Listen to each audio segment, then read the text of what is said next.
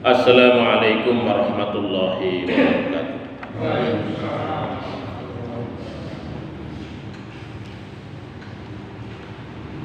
Alhamdulillah, alhamdulillahilladzi arsyadana ila siratim mustaqim.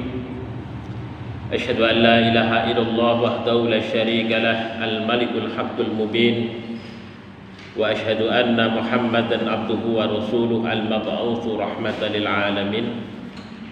Allahumma shalli wa sallim wa barik ala Muhammad wa ala alihi wa ashabihi wa man tabi'ahum bi ihsan ila yaumiddin, amma ba'd. Bapak-bapak, ibu-ibu, hadirin wal hadirat yang insyaallah dirahmati oleh Allah Subhanahu wa taala. Alhamdulillah, segala puji dan syukur senantiasa kita panjatkan kehadirat Allah Subhanahu wa taala atas segala nikmat yang Allah karuniakan kepada kita bersama. Alhamdulillah, kita masih diberikan kesempatan, masih diberikan iman dan Islam, masih diberikan kekuatan sehingga dapat menunaikan kewajiban kita sholat maghrib secara berjamaah pada kesempatan kali ini, dan insya Allah mudah-mudahan kita bisa juga menunaikan sholat isya secara berjamaah. Kemudian sholawat serta salam semoga tercurah kepada junjungan kita Nabi kita Muhammad Sallallahu Alaihi Wasallam. Mudah-mudahan juga tercurah kepada keluarga, sahabat, dan juga seluruh umatnya yang setia kepada sunnahnya. Bapak Ibu yang dirahmati oleh Allah, marilah kita awali majelis kita ini dengan sama-sama membaca basmalah. Bismillahirrahmanirrahim. Kajian kita sudah masuk kepada hadis yang ke-7 ya, dari kitab Arba'in An-Nawawiyah. Nah, ini hadis yang ke-7 ini berbicara tentang fungsi agama bagi kita sebagai manusia. Kita baca dahulu Bapak Ibu sekalian ya. Al-haditsus sabi' an Abi Ruqayyah Tamim bin Aus dari radhiyallahu anhu anna Nabiy sallallahu alaihi wasallam qala adinun nasihah qulna liman ya Rasulullah qala lillahi wa li kitabih wa li rasulih wali a'immatil muslimin wa ammatihim, rawahu Muslim. Bapak Ibu yang dirahmati oleh Allah, ini hadis yang diriwayatkan oleh sahabat Abu Ruqayyah, di asli namanya adalah Tamim Ad-Dari, Tamim bin Aus Ad-Dari, tapi dikenal dengan Tamim Ad-Dari. Ini salah seorang sahabat Nabi yang masuk Islam pada tahun ke-9 Hijrah ini ya. Jadi menjelang wafatnya Rasul Sallallahu Alaihi Wasallam. Jadi beliau tidak begitu banyak mengikuti Rasul Sallallahu Alaihi Wasallam, tetapi beliau memang dari Islam itu langsung tinggal di Madinah bersama Rasul Sallallahu Alaihi Wasallam. Jadi menjadi ahlu sufah, menjadi santrinya Rasulullah begitu ya, yang tinggal di sekitar masjid dikenal dengan ahlu sufah. Di antaranya dan juga Abu Hurairah radhiyallahu anhu. Nah, Tamim Ad-Dari ini sebelumnya seorang pendeta. Dia banyak membaca Taurat, Injil begitu. Yang kemudian dia masuk Islam gitu ya. Masuk Islam, dan beliau meriwayatkan hadis sekitar 30 hadis dari Rasul sallallahu alaihi wasallam. Sehingga tidak terlalu banyak hadis yang diriwayatkan. Hadis yang cukup terkenal ini salah satunya tentang agama itu sebagai nasihat. Dan yang lainnya itu tentang Dajjal, ya yang banyak dikutip itu tentang situasi akhir zaman. Riwayat tentang Dajjal yang diriwayatkan oleh beliau ini, Tamim Ad-Dari. Nah, beliau tinggal di Madinah sampai meninggalnya Rasulullah, bahkan sampai kemudian meninggalnya Khalifah Utsman bin Affan radhiyallahu anhu. Yaitu ketika terjadi pembunuhan kepada Utsman bin Affan radhiyallahu anhu, maka kemudian setelah itu Tamim Ad-Dari ini kembali ke kampung halamannya, yaitu di Palestina. Kemudian beliau meninggal di kampung halamannya itu. Bapak Ibu yang dirahmati oleh Allah, jadi memang sahabat Tamim Ad-Dari ini dikenal sebagai seorang yang ahlu ibadah, ya, ahli ibadah, banyak tahajud, banyak melakukan zikir, wirid itu. Seorang seorang alusufah, ya, banyak dekat dengan Allah Subhanahu wa taala. Nah, selain hadis yang diriwayatkan oleh Imam Muslim ini dari Tamim Ad-Dari, sesungguhnya hadis tentang nasihat itu juga diriwayatkan oleh sahabat Abu Hurairah yang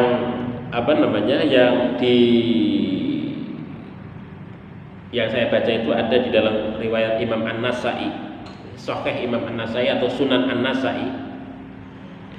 Kemudian juga ada di dalam kitab Hilyatul Awliya, Mu'jamul Awsat Imam At-Tabrani, dan kitab Takhiratul Hufat.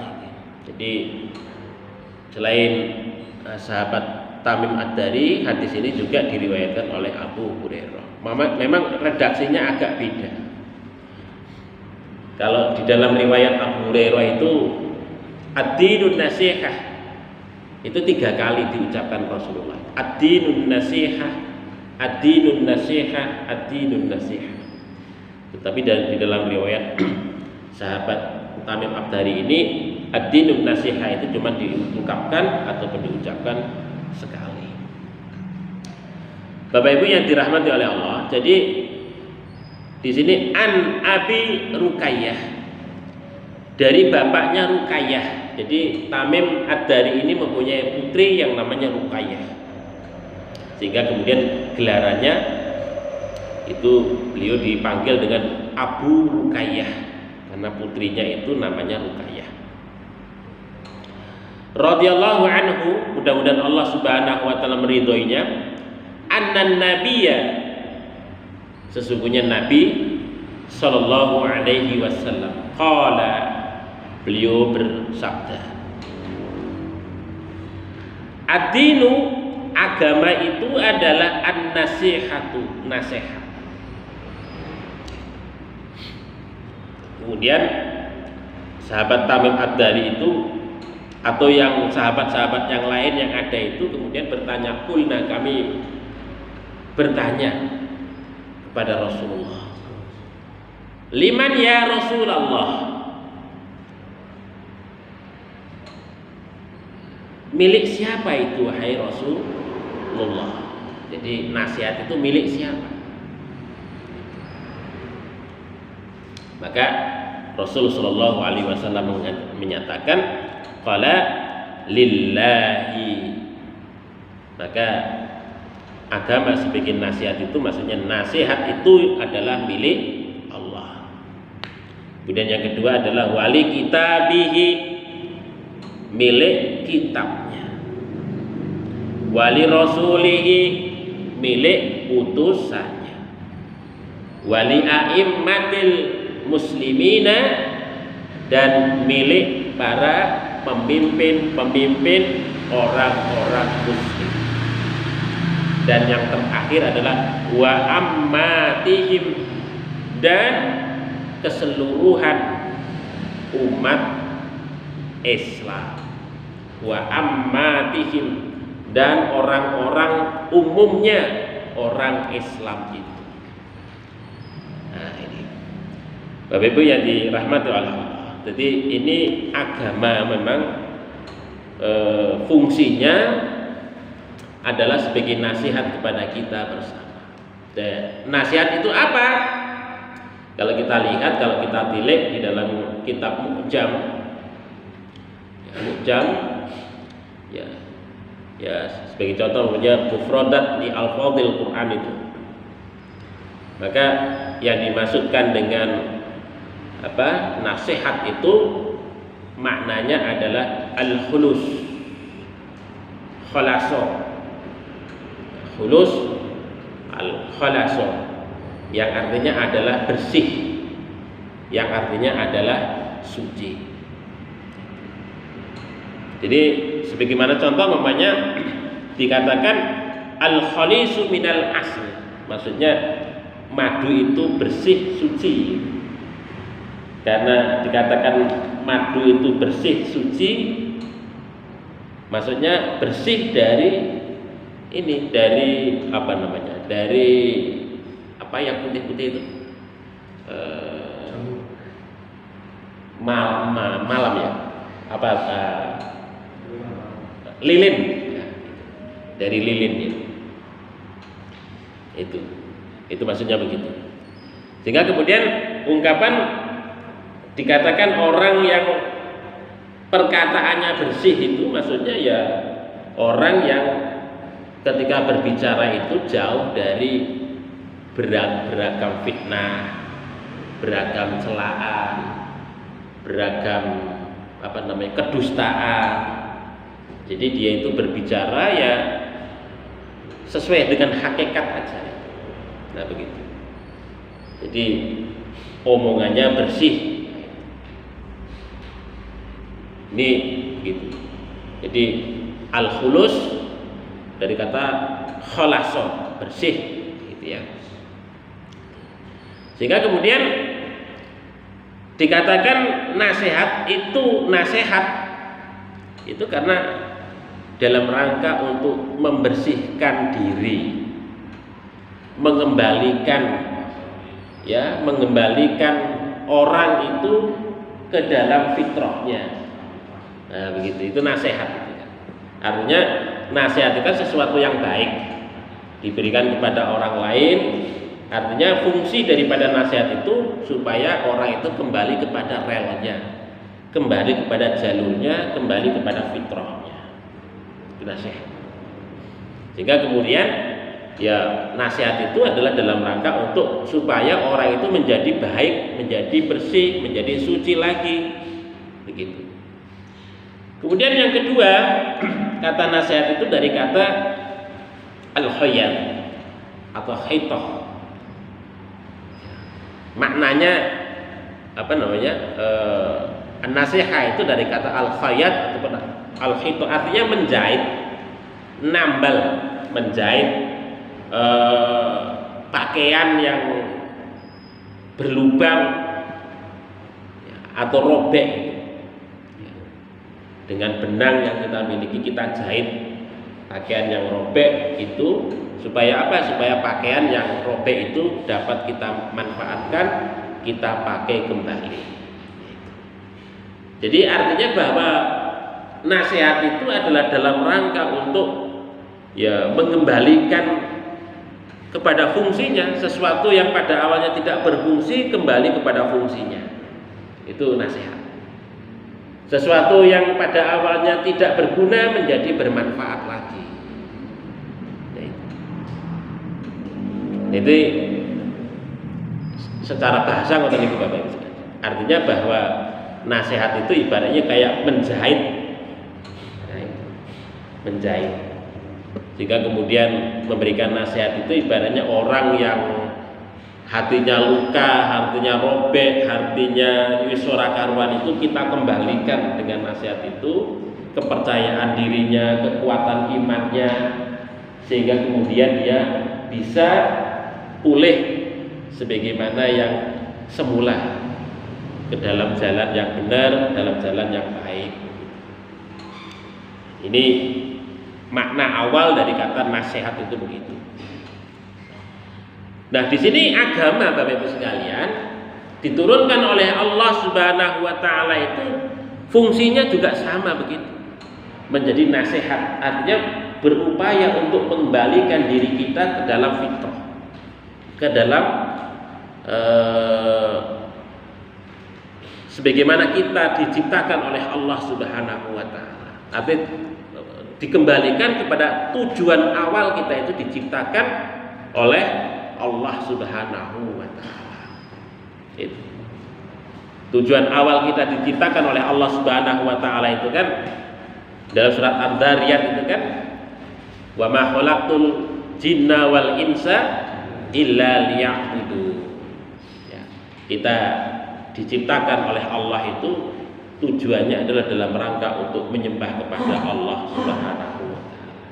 Nah, di sini agama diturunkan oleh Allah Subhanahu wa taala dalam rangka untuk memberikan nasihat, mengembalikan fungsi kita sebagai manusia kepada tujuan awal kita diciptakan oleh Allah Subhanahu wa taala. Makanya di sini ketika Rasulullah Shallallahu alaihi wasallam menyatakan ad-dinun nasihah, agama itu sebagai nasihat. Kemudian para sahabat ditanya, liman ya Rasulullah. Jadi milik siapa nasihat itu wahai Rasulullah? Maka Rasulullah menyatakan lillah, agama itu adalah milik, nasihat itu milik Allah. Nah, itu. Jadi yang memperbaiki awal manusia itu Allah Subhanahu wa taala sebagai penciptanya. Ketika manusia itu bermasalah, bengkok, maka Allah lah yang pertama kali peduli dalam rangka untuk memperbaiki fungsi manusia dari tujuan awal diciptakannya itu tadi.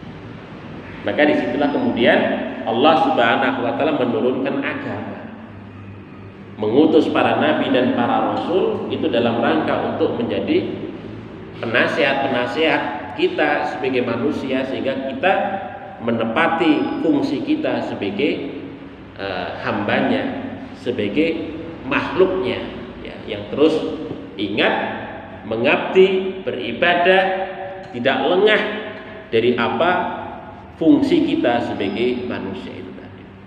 Maka di sini lillahi, untuk Allah. Maka kata an-nasihah lillahi itu, nasihat untuk Allah itu milik Allah Subhanahu wa taala adalah bahwa itu merupakan satu tuntutan keimanan kepada kita, orang-orang mukmin, orang-orang muslim. Komitmen keimanan kita hanya kepada Allah Subhanahu wa taala. Jadi begitu Bapak Ibu. Jadi keimanan kita kepada Allah Subhanahu wa taala. Ya karena apa? Karena untuk bisa melaksanakan nasihat Allah Subhanahu wa taala tanpa didasari dengan keimanan, maka tidak mungkin bahwa manusia itu melaksanakan nasihat dari Allah Subhanahu wa taala itu tadi. Maka pijakan utamanya adalah keimanan. Keimanan. Begitu. Bapak Ibu yang dirahmati oleh Allah Subhanahu wa taala. Maka dalam kaitan ini nasihat dari Allah Subhanahu wa taala itu secara garis besar itu ada dua, Bapak Ibu. Ada nasihat yang sifatnya qauliyah, ada nasihat yang sifatnya qauliyah. Nasihat yang sifatnya qauliyah itu datang kepada Allah Subhanahu, datang dari Allah Subhanahu wa taala dalam setiap periode kenabian. Dari semenjak Nabi Nuh alaihissalam sampai Kanjeng Nabi Muhammad sallallahu alaihi wasallam. Itu menurut sebagian ulama karena wahyu yang merupakan rasul, nabi sebagai seorang rasul itu semenjak Nabi Nuh alaihi salam. Itu menurut sebagian ulama. Jadi diutus para nabi itu sebagai seorang rasul dalam rangka untuk memberitahukan segala segala kehendak Allah Subhanahu wa taala kepada seluruh umat manusia.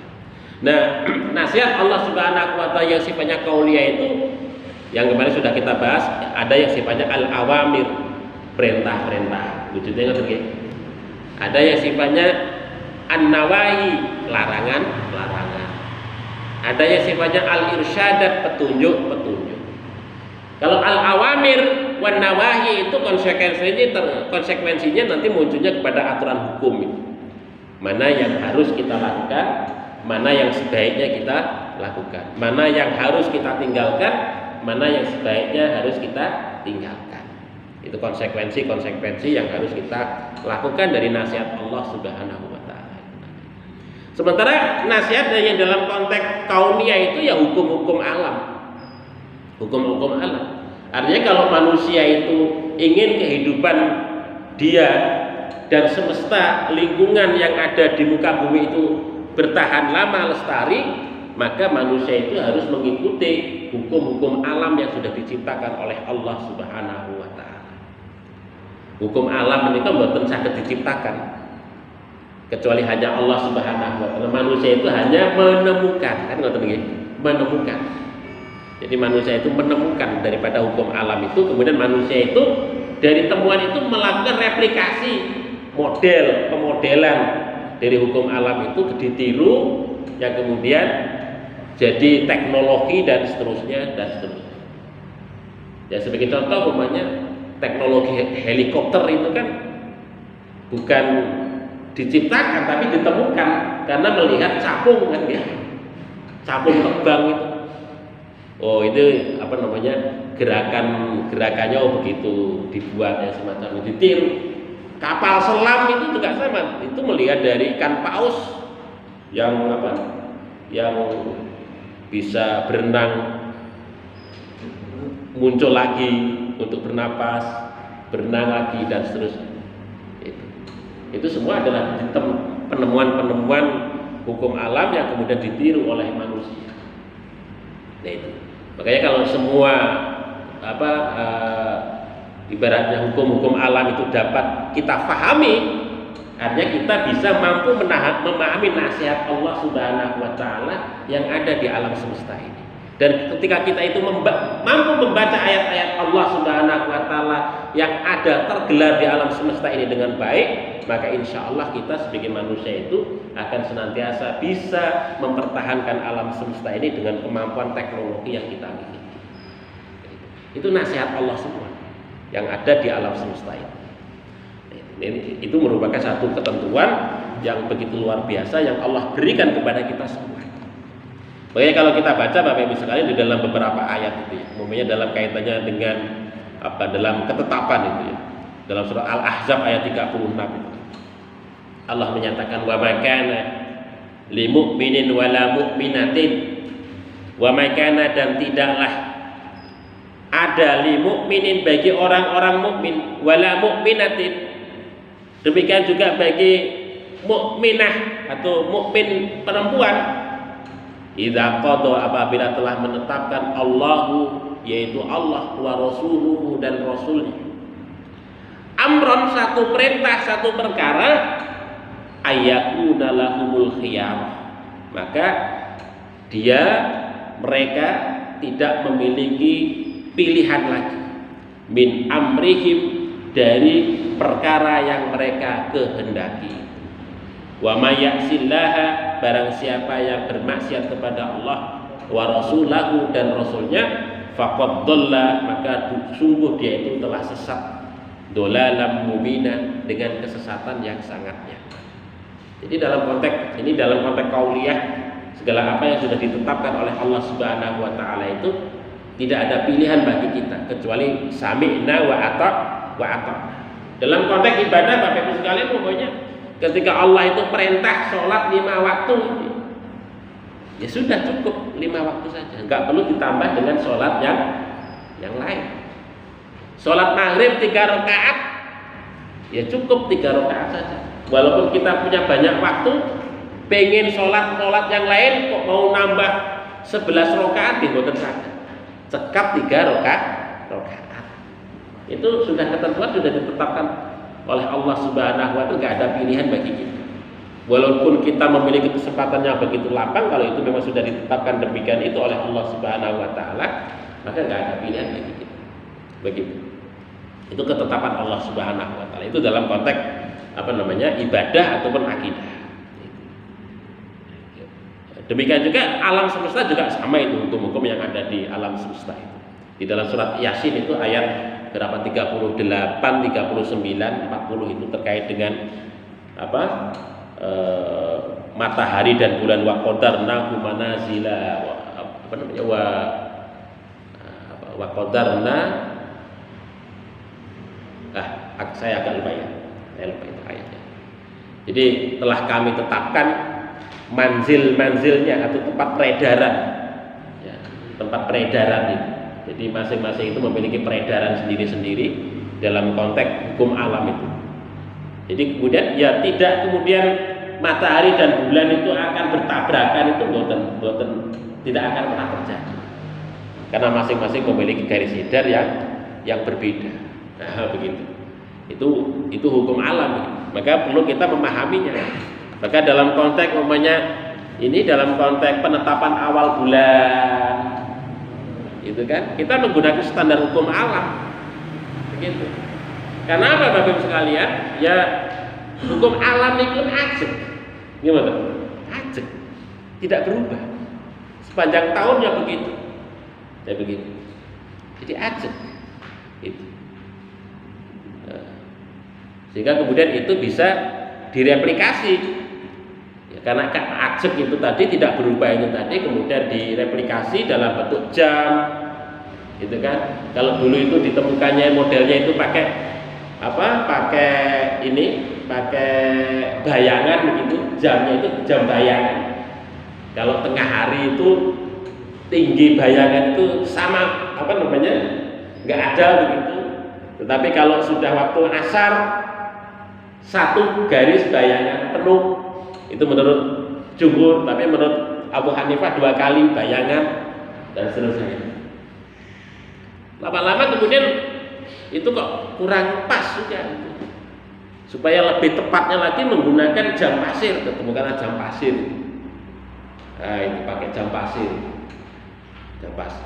Lama-lama kemudian pakai jam jam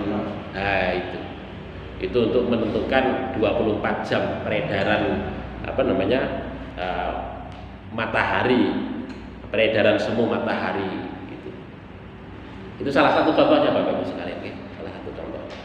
Sehingga kemudian ketika orang kena waktunya itu ajeg, ya, orang maghrib tidak lagi melihat ke barat, matahari itu sudah tenggelam. Coba kalau Bapak Ibu sekalian nggak mengamati hukum alam yang semacam itu, tiap kali maghrib nunggu delok matahari kira-kira wis tenggelam ke ufuk barat atau belum, kan capek kan capek. Nah, itu. Karena sekarang itu sudah ajeg waktunya itu tadi, maka kemudian waktu itu kalau tanggal sekian itu mesti jam segini, ya, menit segini itu matahari sudah tenggelam. Pasti itu berdasarkan pengamatan yang berulang-ulang, itu pasti. Kemudian ditentukanlah kemudian itu sudah waktu maghrib. Jadi kita nggak perlu kemudian melihat lagi matahari harus tenggelam dengan pengamatan kita, tapi berdasarkan jam yang kita miliki. Demikian juga ketika kita itu sahur begitu. Kalau zaman dahulu melihat di bagian timur itu kan muncul fajar, kan? Yang disebut dengan fajar sodik. Fajar sodik itu ketika bayang putih itu ya, sinar putih dari selatan ke utara. Nah, itu yang menyeleret itu. Nah, itu berarti itu tandanya sudah bukan yang ke atas. Biasanya kalau yang ke atas itu tidak benar biasanya. Biasanya itu cuma sinar bintang saja. Tapi yang benar adalah dari utara yang ke selatan. Kalau dari utara ke selatan itu rata, agak putih begitu, itu sudah pagi. Nah, diamati.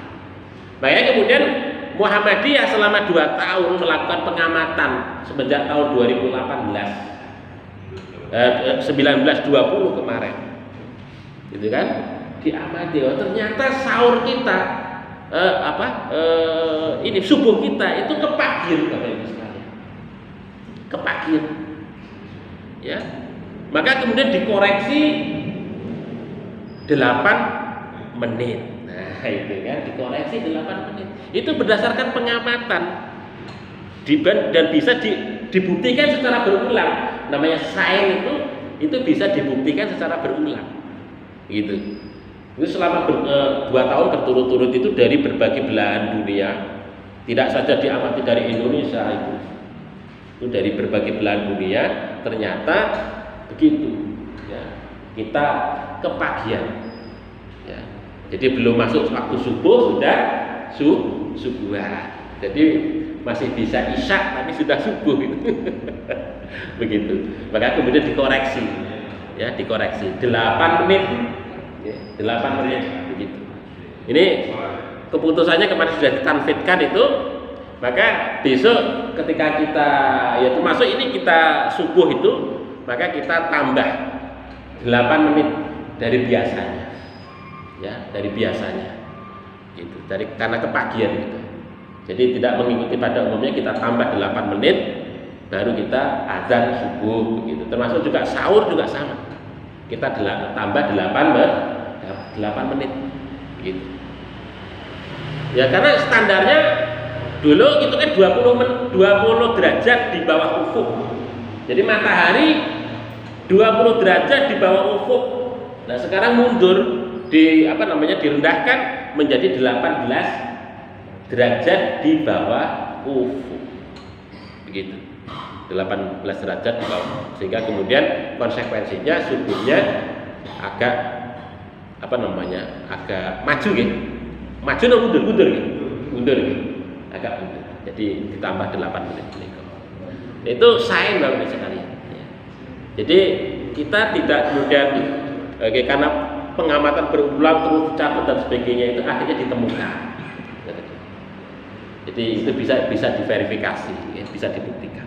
Itu salah satu contoh begitu. Itu salah satu nasihat Allah melalui ayat-ayat kauniyah yang tergelar di alam semesta ini. Kalau kita mau peduli, ya teliti, melakukan penelitian dan sebagainya dan seterusnya itu menjadi ilmu bagi kita bersama. Tetapi kalau kita nggak mau melakukan pengamatan, nggak mau melakukan penelitian, ya tidak menjadi nasihat bagi kita. Ada alam, ada hukum alam, tapi itu juga tidak berfungsi banyak kepada kita. Karena kita hanya sekedar mengandalkan mata, panca indera kita saja. Yaitu, kita tidak menggunakan akal pikiran kita untuk menemukan fenomena yang ada di alam semesta. Sehingga kemudian apa yang ada tergelar di alam semesta itu tidak menjadi nasihat untuk kita untuk menjadi orang-orang yang maju, orang-orang yang berperadaban tinggi. Bapak Ibu yang dirahmati oleh Allah Subhanahu wa taala. Kemudian yang kedua adalah nasihat itu milik kitabnya. Wali kitabih. Jadi nasihat itu adalah milik kita. Jadi di sini dimaksudkan bahwa Allah Subhanahu wa taala itu menurunkan nasihat itu adalah melalui kitab. Melalui kitab suci. Suhuf, lembaran-lembaran yang diturunkan kepada para nabi dan para rasul. Ya mengapa kok kitab suci? Ya fungsinya adalah dalam rangka pesan-pesan nasihat yang Allah berikan itu tidak hilang gitu saja kalau ditulis. Makanya nabi-nabi dahulu dari sebelum Nabi Muhammad itu kan, seperti Nabi Musa itu sudah ada Taurat, Nabi Isa itu sudah ada Injil, Nabi Daud itu ada Zabur, Nabi Ibrahim itu ada Suhuf. Bahkan juga Nabi Musa itu juga selain Injil, selain Taurat juga ada Suhuf Musa, gitu. Lembaran-lembaran. Jadi wahyu yang dalam bentuk lembaran-lembaran itu. Nah, artinya bahwa catatan itu yang Allah berikan itu difungsikan untuk nasihat kepada kita sebagai manusia itu tentu.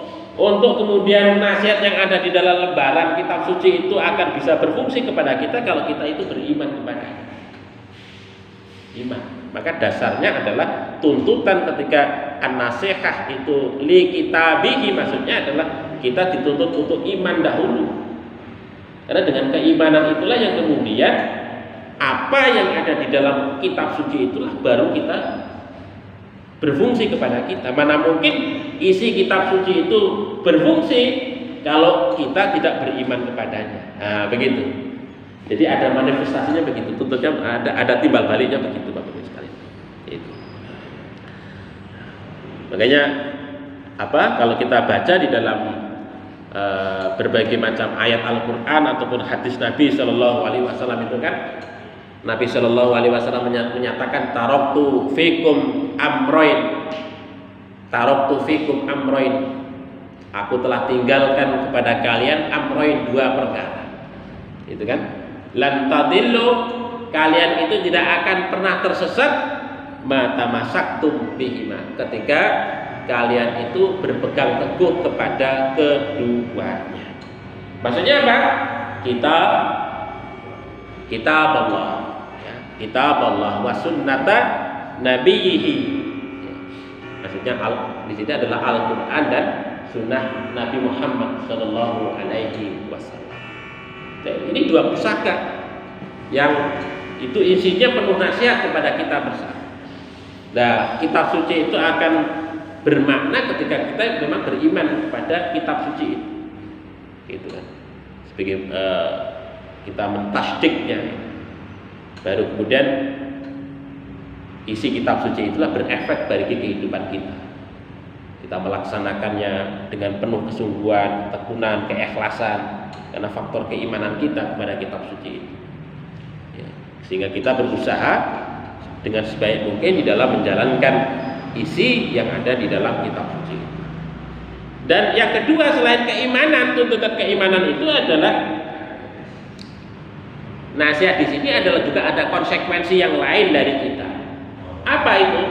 Dalam rangka untuk menjaganya, menjaga daripada isi kitab suci itu supaya apa? Supaya tidak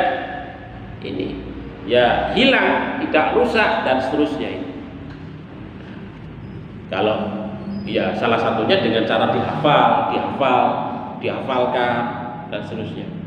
Memang salah satu hal yang menarik Bapak Ibu sekalian dalam tradisi umat Islam itu kan, mengapa kitab suci kita itu terpelihara yang begitu rupa itu karena faktor hafalan yang begitu rupa, tradisi hafalan yang ada di tengah umat Islam.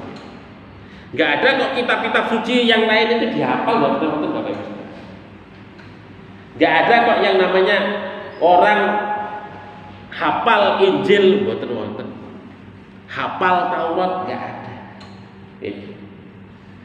Jadi yang ada dalam tradisi hafalan itu hanya dalam lingkup umat Islam itu. Huruf, kata, kalimat itu dihafal persis yang tidak mengalami perubahan. Kalau dalam tradisi-tradisi kitab-kitab yang lain kan tidak ada begitu. Kenapa? Karena yang mereka itu andalkan cuma terjemahan dan seterusnya. Sehingga autentisitas, keaslian dari kitab-kitab suci itu tidak terjaga. Tetapi kalau Al-Qur'an bunyinya saja terjaga, apalagi maknanya begitu ya. Nah, jadi itu begitu luar biasa yang ada di dalam tradisi kita, tradisi umat beragama itu. Memang Al-Qur'an itu adalah kitab suci yang sangat luar biasa dari sisi penjagaan. Nah, itu salah satu cara Bapak Ibu dalam rangka untuk mempertahankan, menjaga kitab suci itu dengan menghafalkan huruf demi huruf, kata demi kata, kalimat demi kalimat, sehingga kemudian sampai Al-Qur'an itu terhafalkan. Kemudian yang ketiga, nasihat itu milik para utusannya. Nah, itu.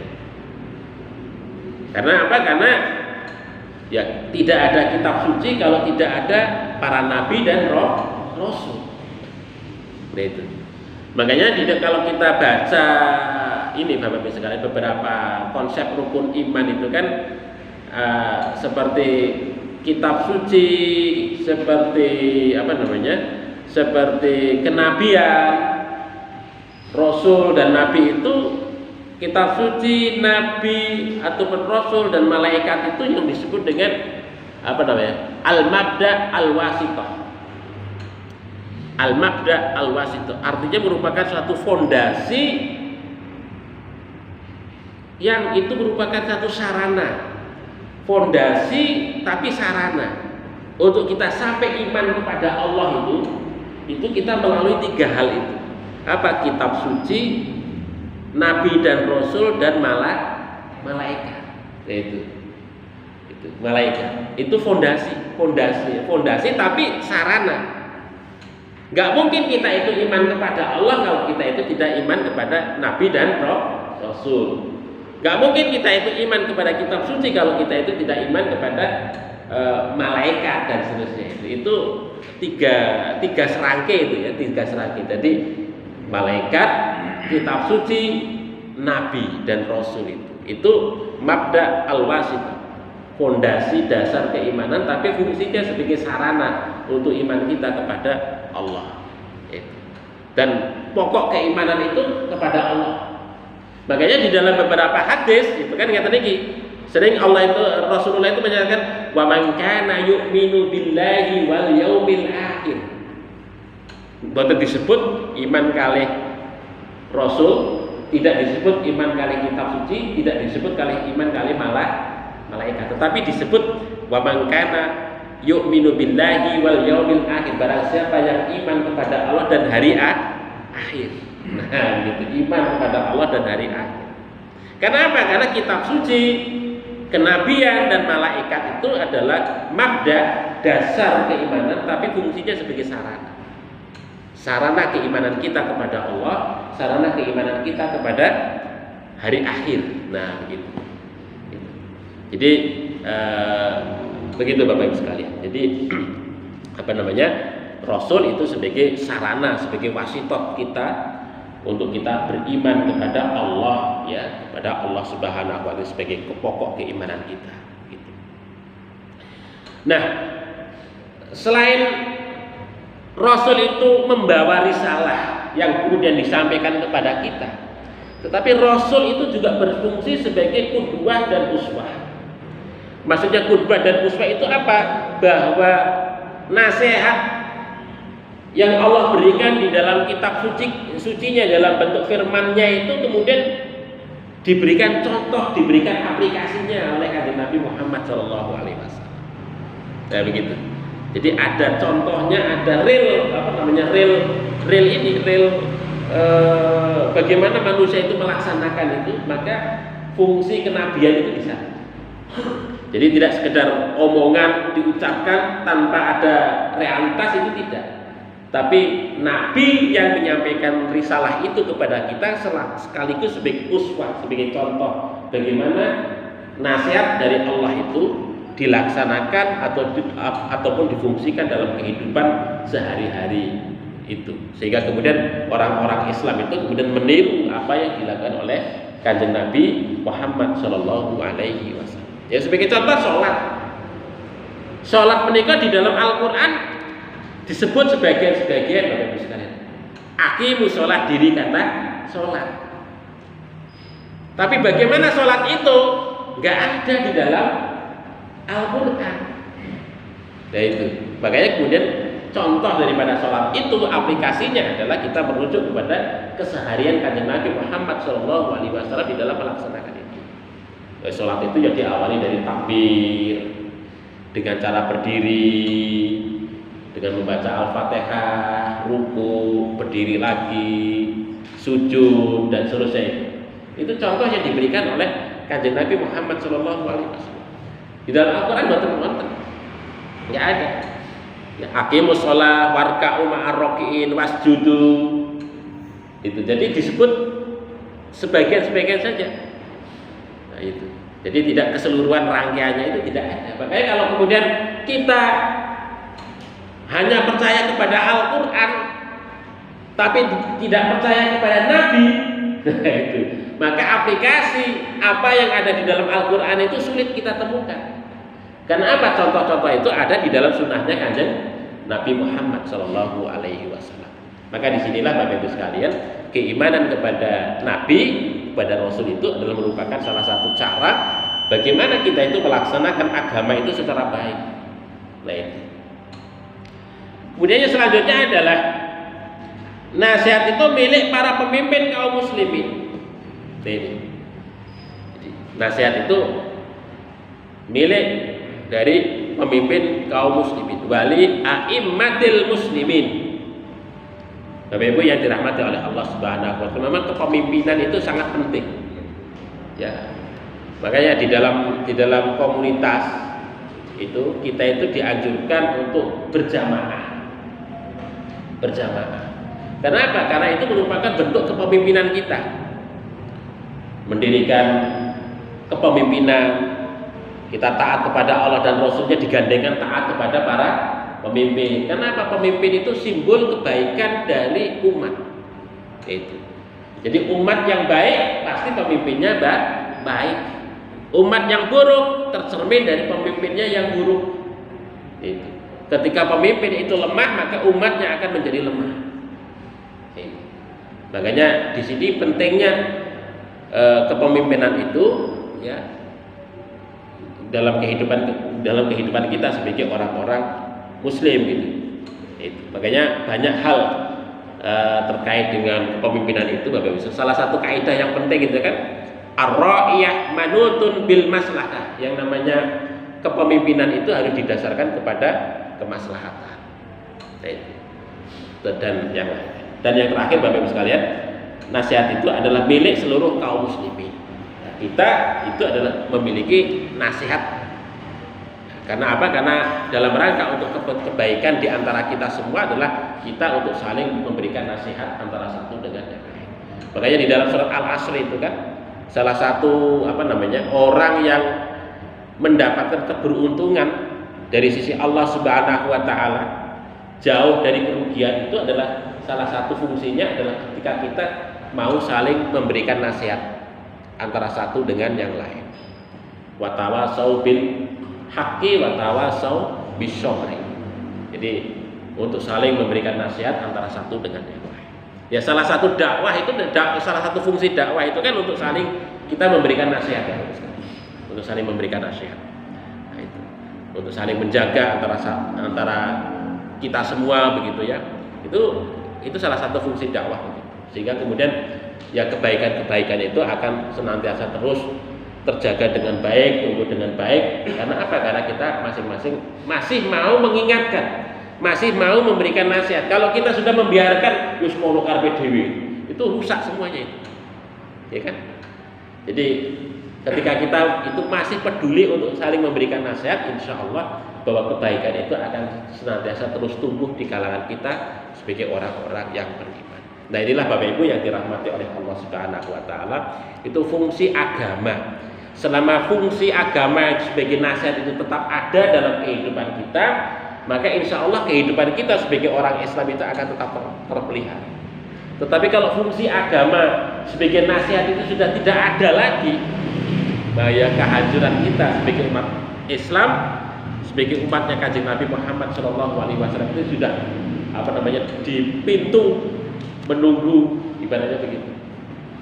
Ya, mudah-mudahan dengan apa yang kita lakukan, dengan bermajlis yang semacam ini, Bapak Ibu, ini saling untuk memberikan nasihat di antara kita. Saya jenengan insya Allah senantiasa dijaga oleh Allah Subhanahu wa taala di dalam kebaikan. Mungkin begitu Bapak Ibu sekalian yang saya sampaikan. Ada kekhilafan, mohon maaf. Billahi taufiq wal hidayah. Assalamualaikum warahmatullahi wabarakatuh.